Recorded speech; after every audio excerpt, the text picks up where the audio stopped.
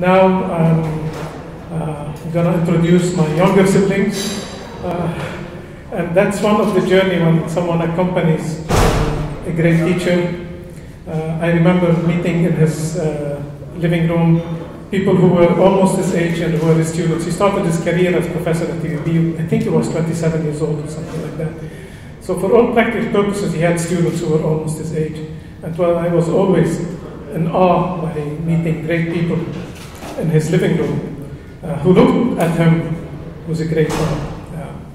So I'm going to introduce Makram Rabah and Abdurrahman Shamsuddin. They are going to share with us some of their reflections this afternoon. Thank you.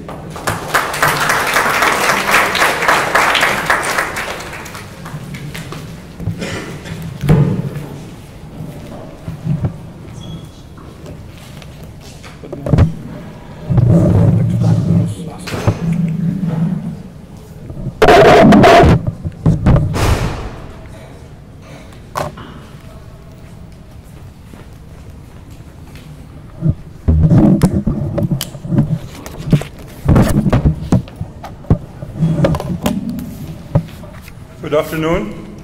My name is Makram Rabah. As someone who suffers from a menacing curse of a strong and lucid memory, oddly, I don't exactly remember the first time I met Kamal Salibi. But it was shortly before he relocated from Amman to Beirut after stepping down as director for the Royal Institute for Interfaith Studies. This memory lapse, in retrospect, is essentially due that when one meets this legendary scholar, they are captivated by his friendly, humble, charming, and encyclopedic character. Over the years, I have been called a lot of things by both people who admired and also detested me. Yet the only title I truly cherish is the title given to me by Kamal Salibi himself.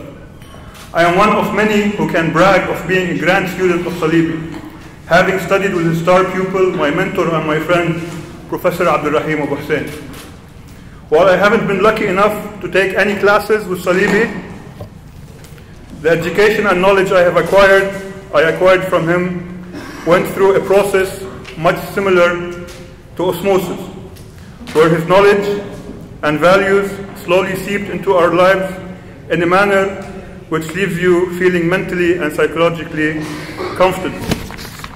The education I received from Salibi was not in a classroom in Nicely Hall or at the history department, nor from reading his great works of history, which captivates you in its simple yet sophisticated facility to debunk the many methodologies of history, starting with the ancient biblical to the contemporary. My education took place on his dining room table, which was open to anyone who wanted to break bread and to share the ritual of exchanging ideas which were superior than the food his Sudanese butler Muhammad tried to cook. On this same table, and for 6 months, Salibi monitored my progress and edited and commented on my master's thesis, one which I would have failed to complete had it not been for the gentle badgering of both Salibi and Professor Abu Hussein, who reminded me that my political activism should not divert me from my academic pursuit. Perhaps one of the most valuable institutions of higher learning in the East and beyond is this great university around us. But for me, what comes closely second is Kamal Salibi's balcony. Partially overlooking AUB's beautiful campus and the majestic Mediterranean Sea, surrounded by jasmines and other floral variations, Salibi would move his afternoon court from the warmth of his living room to the balcony, practically declaring the end of the winter season.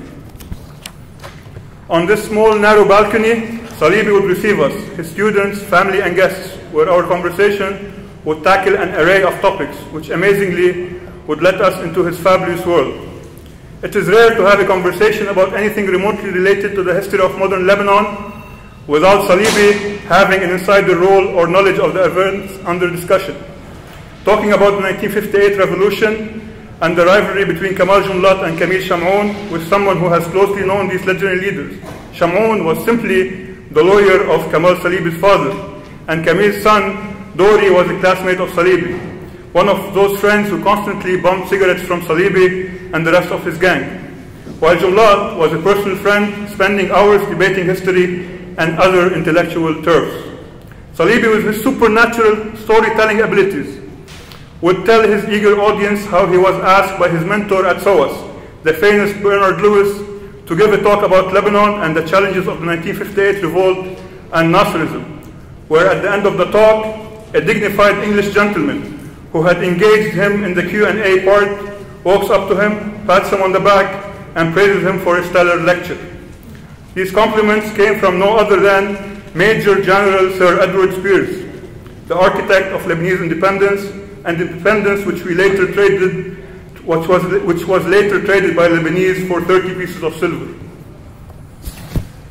Salibi's stories also feature the movement of Arab nationalists, or Harakat al-Qawmiyin al-Arab, who went on to play a critical role in the Palestinian Revolution and the founding of many radical groups, including the famous PFLP. Ahmad al-Khatib, Hani al-Hindi, George Habash, and Wadi Haddad were his friends, and despite his close friendship, he refused to be one of their fellow travelers, as their particular brand of revolution was alien to his culture, one which he had acquired growing up in the abode of the Protestant community of Ras Beirut. This Protestant upbringing did not prevent Salibi, however, from partaking in local and regional politics, but rather gave him other muses and standards to operate by, other than the traditional schools his contemporaries had fell victim to.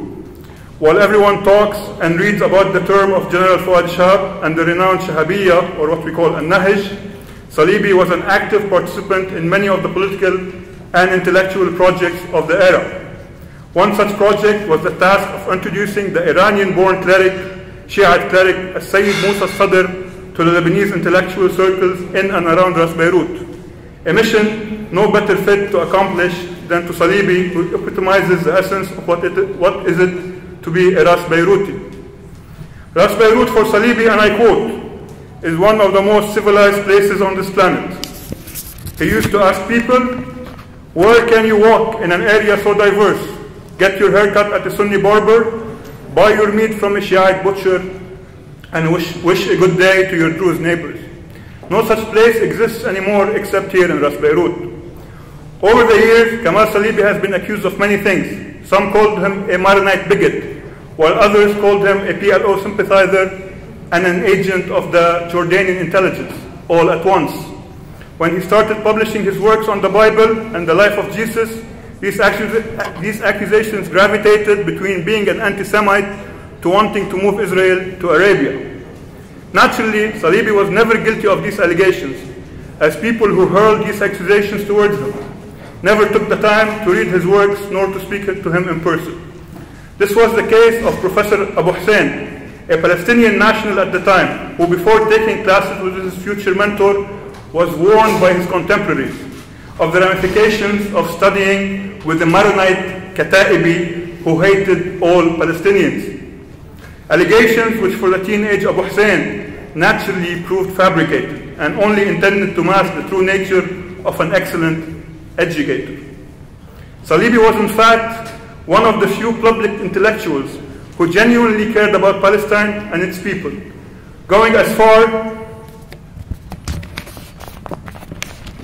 as to volunteer with some of his friends in the Salvation Army in 1948 at EUB, an army which never made it past Bliss Street, not because of the lack of resolve of Salibi and his peers, but merely because of other factors which are all known to us today. Equally, Salibi refused to stand idle when the Arab nationalists and later the PLO tried to infringe on the sovereignty and dignity of Lebanon, which led him to co-found the Lebanese Student League, or Al-Rabita Al-Tullabiyya Al-Lubnaniyya, or according to Salibi, a vigilante student organization which, despite its underdog standing in a predominantly pro-Palestinian campus, proved a worthy adversary to the factions which Salibi and his boys considered to be working against the interests of Lebanon. Despite being branded as a patriarch of Lebanese nationalism, Salibi never failed to come to the aid of the Palestinian students on campus when he knew that the Kirkwood administration in 1974 was plotting against them. Consequently, it was not strange to walk into Salibi's apartment and see an assortment of political activists with bipolar opposing views, sitting together, nursing a drink or a cup of coffee, but all agreeing on their friendship and respect for Al-Hakim. Salibi's Rolodex of friends was bottomless. Bashir Jmail, Yasser Arafat, King Hussein, Thomas Friedman, Ahmad Shalabi, Ilyas Sarkis, Saib Salam, Walid Jumlat, who coincidentally called him Ustazi, or my professor, having taken his courses. These are just a sample of the names which, despite their paradoxical quality, were all welcome guests in Salibi's intellectual abode. Salibi did not only impart on me and others his infinite knowledge of history, he also taught me the true meaning of loyalty and friendship. Almost all journalists who interviewed Salibi over the years tried to make him criticize his mentor and PhD advisor, the renowned yet infamous Bernard Lewis. Salibi's response was always stern and revealing. He declared, and I quote, "Professor Lewis is my teacher, and one does not speak ill of anyone who has been kind enough to teach me," adding that Lewis's political career, which was launched in the 1970s in the United States, is an episode he was not a participant nor a witness of. This was the same response when the name of Charles Malik was brought up. And despite the falling out between the two in the late 60s, Salibi never commented on the accusations of Malik's racist or anti-Muslim outlook, but rather spoke about the fatherly sentiment Heidegger's student harbored towards him. Anyone who knew Kamal Salibi closely would also know that he would never condone the event we have here today. Salibi's modesty included his refusal to be honored in any form or way. For him, his Protestant upbringing and character looked down upon titles and honors. His greatest recognition came when any of his sons, i.e. students, published an article or a book, something deserving of Salibi's displaying it on the top of his piano in the living room for everyone to see, while Salibi looked and radiated with the aura of a proud father. I see the Kamal Salibi Memorial Lecture and the event today as much similar to the Christmas party which Salibi used to host in his home annually, an occasion for all his students and their kids and even grandkids to celebrate the season and to sing while Salibi played his piano. The Little Drummer Boy, O Christmas Tree, or It Was Sad When the Great Hall Came Down, one of his compositions, were all favorites and which reminded everyone that they all belonged to Salibi's tribe.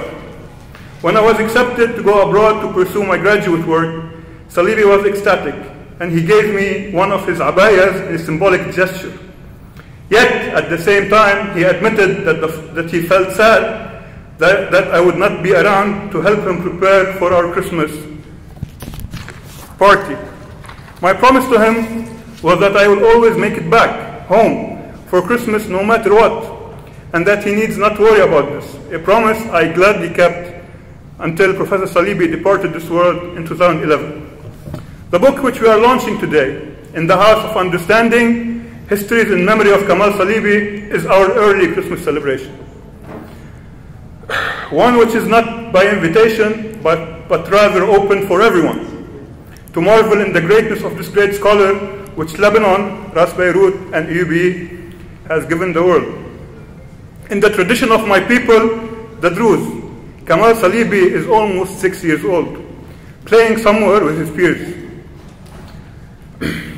But for me, Salibi is still on his balcony or chair, solving his cryptic crosswords puzzles, nursing his watered-down glass of famous grouse scotch.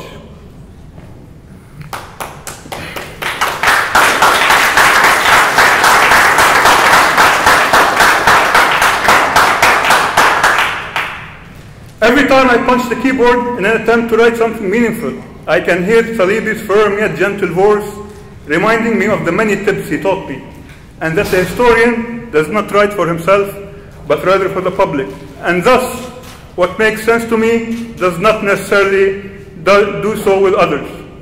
Although my phone no longer lights up with the names Dr. Kamal Salibi or Kamal Salibi Home, I can still hear him asking me about the student elections I was running on campus, or the Byzantine political situation in the country, or merely asking me if I was coming over that same evening. People say one cannot judge a book by its cover. However, in the case of Salibi, I tend to disagree. In his enjoyable and valuable memoirs, Ta'ar ala Sindiana, published in 2002, Salibi chose to include a nursery rhyme he grew up reading, both in the title and the back cover. And it reads, "A wise old owl lived in an oak. The more he saw, the less he spoke. The less he spoke, the more he heard. Why can't we all be like that wise old bird?" While the road to becoming a scholar and a historian can take many courses, what is certain that becoming a sage and a wise old bird like Kamal Salibi is neither easy nor common. Every evening around 7:30, Salibi, and after finishing his second drink and light dinner, would start to forget or confuse my name, which was an indication that he was feeling sleepy and my signal to wish him a good night and go join my friends. On these words, I would like to wish you a pleasant afternoon and thank you for joining us, the Salibi and Ayubi tribe, to honor the Lord of many mansions. On these words, I would like to wish you a pleasant afternoon. Joining us to honor the Lord of many mansions. الله يرحمك دكتور كمال ويطول عمرك يا معلم يا عبد الرحيم وحسين.